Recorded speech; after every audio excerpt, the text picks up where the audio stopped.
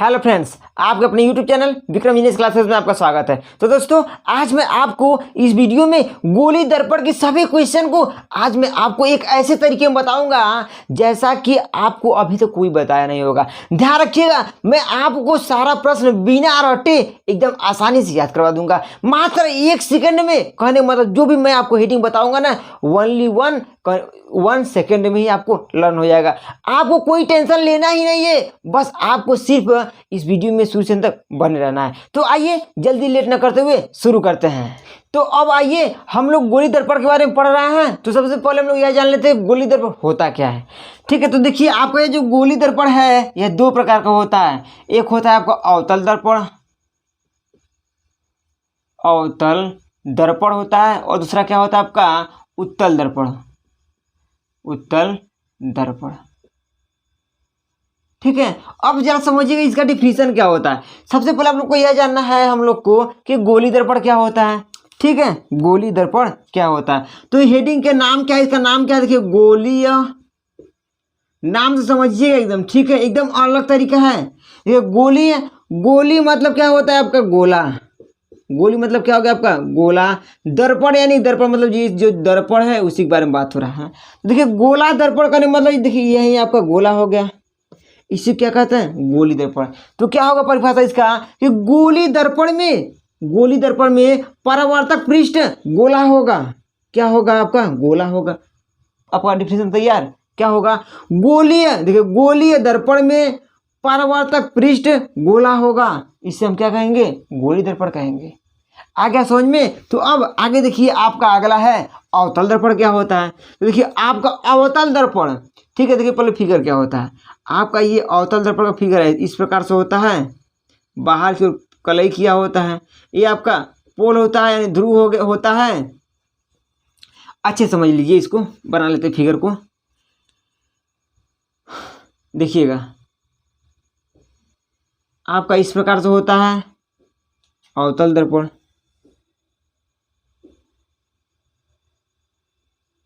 ठीक है, और उसका जरा समझिएगा कि आपका ये क्या होता है ध्रुव होता है यानी पोल होता है। इसे हम क्या कहते हैं मुख्य अक्ष कहते हैं।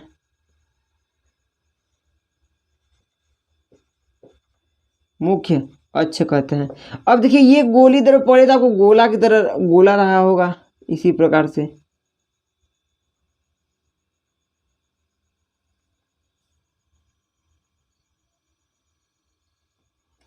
ठीक है, यानी इसी प्रकार से रहा होगा। तो बाद में आपको काट कर निकाला गया तब इतना दर्पण निकला है ना। अब देखिए आपको क्या जानना है कि अवतल दर्पण जानना है। क्या जानना है अवतल दर्पण। तो कैसे डिफिनेशन देखिए, देखिए अ मतलब क्या होता है आपके अंदर की ओर, क्या होता है अंदर की ओर।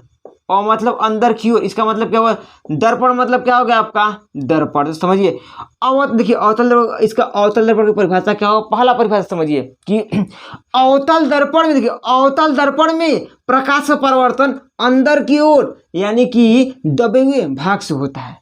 क्या मतलब हुआ, देखिए अवतल दर्पण में प्रकाश का परिवर्तन अंदर की ओर यानी कि दबे हुए भाग से होता है। देखिए इसमें प्रकाश का परिवर्तन कैसे होता है, यहाँ से प्रकाश डालेंगे अंदर टकराएगा इधर चलाएगा, यहाँ डालेंगे प्रकाश ऐसे टकराए चलाएगा, यहाँ पर अंदर की ओर से होता है ना। ठीक है, ये तो देखिए उत्तल दर्पण में होता है कि आप डालेंगे ऐसे, बाहर से डालेंगे अंदर की ओर कलई किया होता है आपका, टकराएगा इधर चला जाएगा, टकराएगा इधर चला जाएगा। ये तो उत्तल दर्पण में होता है। लेकिन अंदर से कहाँ होता है आपका अवतल दर्पण में। तो कैसे देंगे अवतल दर्पण में प्रकाश का परिवर्तन अंदर की ओर यानी कि दबे हुए भाग से होता है, उसे हम अवतल दर्पण कहते हैं। और बाहर की ओर पालिश किया होता है। क्या किया होता है आपको बाहर की ओर पालिश किया होता है। आ गया समझ में। और बताइए पालिश किसका किया होता है, तो आप कहेंगे फास्फोरस। ठीक है, अब अगला देखिए क्या आपका उत्तल दर्पण क्या है आपका उत्तल। देखिए उ मतलब क्या हुआ होता है उभरा हुआ भाग, उभरा हुआ भाग। और दर्पण मतलब क्या हो गया आपका दर्पण हो गया। तो इसका परिभाषा कैसे देंगे, इसका कैसे देंगे। देखिए उत्तल दर्पण में प्रकाश का परिवर्तन उभरे हुए भाग से होता है। देखिए उभरा हुआ ऐसे है, इधर का है उभरे हुए भाग से हो रहा है ना। देखिए प्रकाश आया टकरा इधर चला गया, यानी उत्तल दर्पण में प्रकाश का परिवर्तन क्या होता है आपका उभरे हुए भाग से होता है। ये तो दोनों का पहला परिभाषा हो गया ना। दूसरे का परिभाषा एकदम शुद्ध रूप में क्या देंगे कि देखिए गोली दर्पण का कटा हुआ वह भाग, ठीक है, पहले अवतल का देखिए फिर उत्तल का देखिएगा।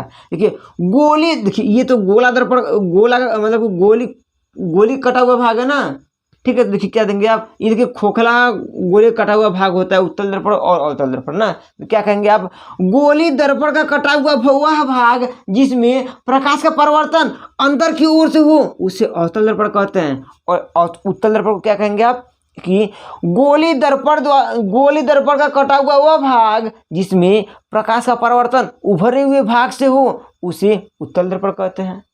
ठीक है, बताइए कितना सिंपल है। तो अब देखिए आपका अगला क्या है, ये अवतल दर्पण उत्तल दर्पण समझ में आ गया है।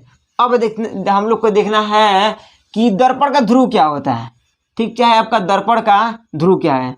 तो जरा समझिएगा, ये इसको और मिटा देते हैं समझने में अच्छा लगे, ठीक है, समझने में क्या हो जाएगा, आपको आसान हो जाएगा।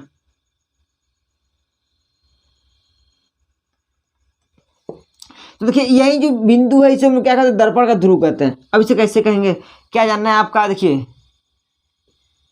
दर्पण का ध्रुव, ठीक है। तो क्या कहेंगे आप, देखिए इसको क्या कहेंगे, दर्पण के मध्य बिंदु को दर्पण का ध्रुव कहते हैं, बस इससे ज्यादा कुछ नहीं। क्या कहेंगे, देखिए या फिर कहेंगे दर्पण के मध्य बिंदु को दर्पण का ध्रुव कहेंगे तो भी ठीक है, या फिर कहिए कि गोली दर्पण के मध्य बिंदु को दर्पण का ध्रुव कहते हैं तो भी सही है, आपका डिफिनेशन तैयार, ठीक है। तो अब अगला देखिए आपका वक्रता केंद्र क्या होता है, क्या देखेंगे आप, वक्रता केंद्र। तो वक्रता केंद्र क्या होता है, देखिए इसको जब पूरा मिलाया था तो आपका इस प्रकार से बना था, यानी कि इस प्रकार से गोला था तब के लिए, हालांकि हमारा ठीक से बना नहीं है, इसे गोला ही समझिएगा, इसके अलावा कुछ समझिएगा नहीं, ठीक है। आपका इस पूरे गोले का केंद्र कहाँ पे होगा, यहाँ पे होगा। इस वक्र इसे सी से डिनोट करते हैं, जिसे हम क्या कहते हैं, वक्रता केंद्र कहते हैं। क्या कहते हैं हम लोग, वक्रता केंद्र। इधर आपका डाटेड होगा, ठीक है। इसकी परिभाषा क्या होगा, देखिए वक्रता केंद्र, क्या वक्रता केंद्र यही है वक्रता केंद्र। तो क्या कहेंगे, गोली दर्पण जिस खोखले गोले का कटा हुआ भाग होता है, आपका दर्पण तो सिर्फ इतना ही है,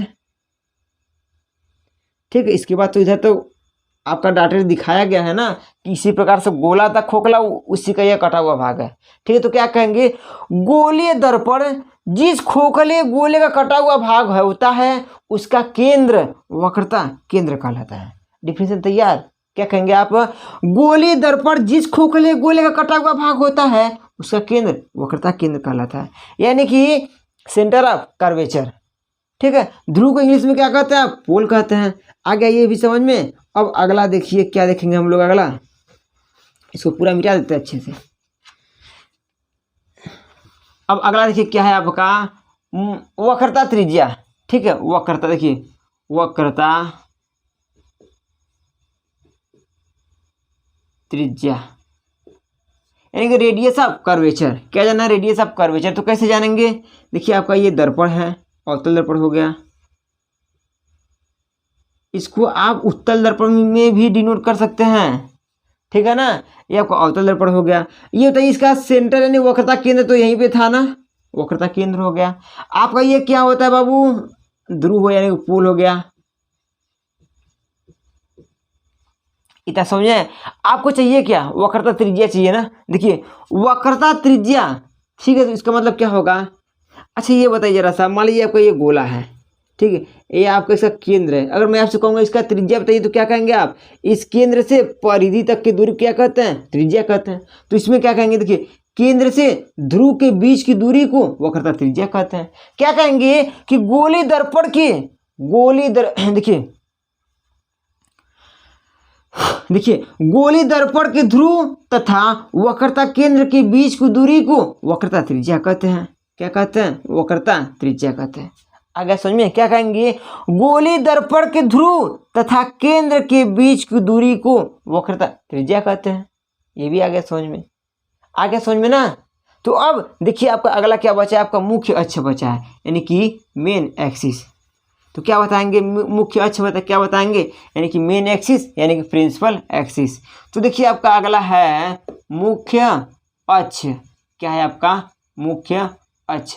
तो इसका डिफिनेशन क्या देंगे, देखिए मुख्य मतलब होता है मेन, मुख्य मतलब जो आपका मेन होता है यानी, ठीक है, अक्ष मतलब एक्सिस हो गया यानी कि। तो क्या कहेंगे, देखिए वक्रता केंद्र तथा ध्रुव को मिलाने वाली एक सीधी रेखा, वक्रता केंद्र और ध्रुव को मिलाने वाली एक सीधी रेखा मुख्य अक्ष कहलाती है। डिफिनेशन तैयार है आपका, बताइए इस प्रकार से कोई बताया था, इसलिए मैंने आपसे पहले से ही कहा कि आपको टेंशन लेना ही नहीं है, बस आपको एक बार इस वीडियो में शुरू से अंत तक बने रहना, उससे ज़्यादा और कुछ नहीं करना है। और इसके बाद थोड़ा सा आप मेहनत जरूर कर लीजिएगा, आपका सारा डिफिनेशन तैयार हो जाएगा। आगे मुख्य अक्ष समझ में आगे क्या कहेंगे आप, वक्रता केंद्र तथा ध्रुव को मिलाने वाली एक सीधी रेखा, उससे हम क्या कहते हैं, मुख्य अक्ष यानी कि मेन एक्सिस कहते हैं।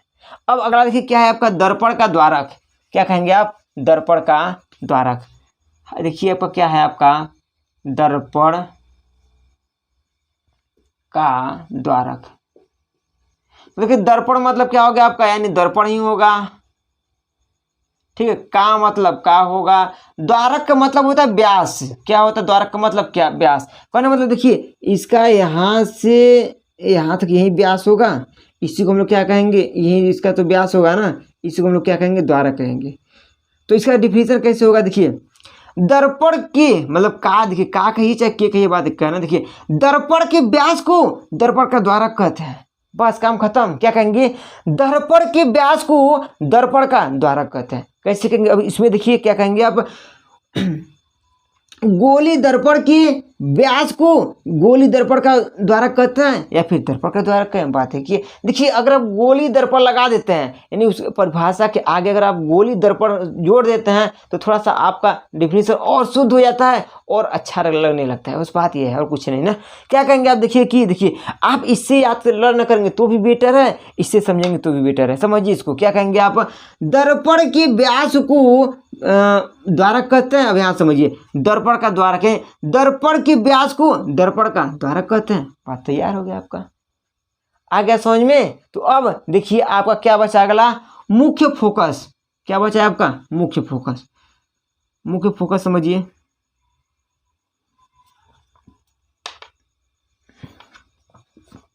क्या है आपका मुख्य फोकस, जरा समझिएगा अच्छे से। मुख्य फोकस, देखिए मुख्य मतलब आपका मेन हो गया, फोकस मतलब आपका फोकस ही होगा, ठीक है। तो क्या कहेंगे, देखिए मुख्य फोकस क्या होगा, ये आपका क्या हो गया, मुख्य अक्ष हो गया है, मुख्य अक्ष है यानी कि मेन एक्सिस। तो देखिए क्या होगा, मुख्य अक्ष के समांतर आने वाली प्रकाश की किरणें दर्पण से टकराने के बाद जिस बिंदु पर मिलती हैं यानी कि जिस बिंदु से होकर जाते हैं उसे हम क्या कहते हैं, मुख्य अक्ष कहते हैं। क्या कहते हैं, सॉरी, मुख्य फोकस कहते हैं। कैसे कहेंगे, देखिए दर्पण के मुख्य अक्ष के समांतर, एक और लेकर देखिए, मुख्य अक्ष के समांतर आने वाली प्रकाश की किरण दर्पण से टकराने के बाद जिस बिंदु से होकर जाती है उस बिंदु को फोकस कहते हैं। नीचे से भी आगे देखिए तो दर्पण के मुख्य अक्ष के समांतर आने वाली प्रकाश की किरण दर्पण से टकराने के बाद जिस बिंदु से होकर जाती है उसे फोकस कहते हैं। एक और डालकर देख लीजिए, मुख्य अक्ष के समांतर आने वाली प्रकाश की किरण दर्पण से टकराने के बाद जिस बिंदु से होकर जाती है उसे क्या कहते हैं, मुख्य फोकस यानी कि फोकस कहते हैं। ये आपका फोकस हो गया, ठीक है। आपको ये हो गया, देखिए प्रकाश इस प्रकार से जा रहा है, टकरा रहा है, पुनः इस प्रकार से आके वापस चला जा रहा है और आके यहीं पर मिल जा रहा है, इसे क्या कहते हैं, आपका क्या कहते हैं, इसे मुख्य फोकस यानी कि फोकस कहते हैं। आ गया समझ में। अगर इसी को हम लोग को देखना होता उत्तल दर्पण में तो कैसे देखते हैं इसको, बताइए।